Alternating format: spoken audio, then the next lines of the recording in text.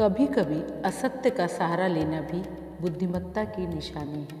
तनिक सोचिए। ऋषि कौशिक गंगा यमुना के संगम तट पर एक छोटी सी कुटिया में रहकर साधना उपासना में लीन रहते थे। उन्होंने जीवन में कभी भी झूठ न बोलने का संकल्प लिया हुआ था।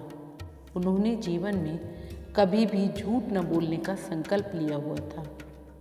एक दिन वह उपासना में लीन थे कि एक स्त्री पुरुष को तेजी से आते हुए देखा। वे बचाओ बचाओ की गुहार लगा रहे थे। दोनों बाईं ओर के जंगल की झाड़ियों में छिप गए। कुछ ही देर बाद हाथों में तलवार लिए डाकू पहुंचे। डाकुओं के सरदार ने पूछा, महाराज, एक स्त्री पुरुष इधर आए थे, वे किस दिशा में गए हैं, क्या आप बताएंगे? ऋषि पहले तो बताने में झिझके, परंतु सत्य आचरण के संकल्प की याद आते ही बोले, इधर झाड़ियों की ओर गए हैं।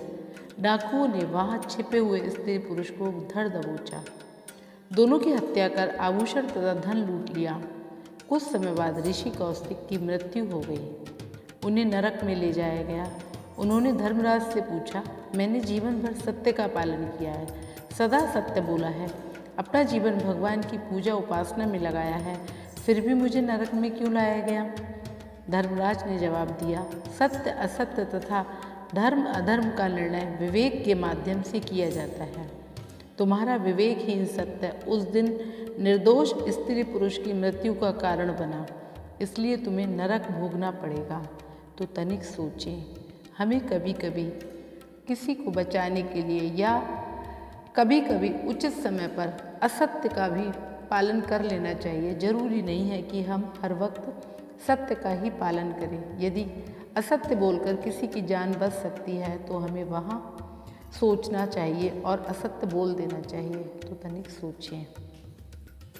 यदि अभी तक आपने मेरे चैनल को सब्सक्राइब नहीं किया है तो प्लीज़ इसको सब्सक्राइब कर दीजिएगा। सब्सक्रिप्शन एकदम फ्री है। मैं टाइम टू टाइम ऐसी छोटी छोटी वीडियो कहानी के माध्यम से आपको कुछ सिखाने की, कुछ जगाने की कोशिश करती रहती हूँ। मेरा ये प्रयास यदि किसी एक के जीवन में भी चेंज कर देगा तो मेरे लिए ये बहुत बड़ी उपलब्धि होगी। तो प्लीज़ इसको लाइक, शेयर एंड सब्सक्राइब करना ना भूलें। सब्सक्रिप्शन एकदम फ्री है। Thank you so much. Have a nice day.